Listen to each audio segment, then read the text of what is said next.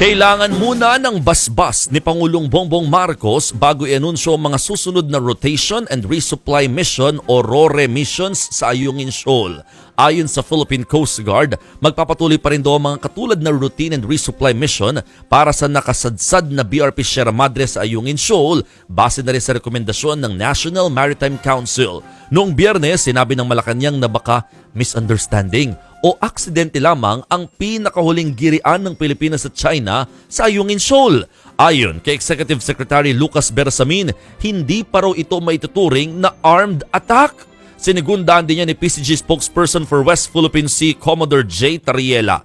Para rin sa isang maritime expert, hindi naman ito maituturing na act of war. Para naman sa isang mambabatas, tila lumamya ata ang ating gobyerno sa pagtugon sa mga panghaharas ng China. Paglilinaw naman ni Tariela, hindi ibig sabihin nito na palalagpasin lamang ng ating pamahalaan ang ginawa ng China. Pero hindi pa rin daw ito sapat na rason para humingi tayo ng tulong sa ibang bansa o pairalin ang Mutual Defense Treaty natin sa Amerika.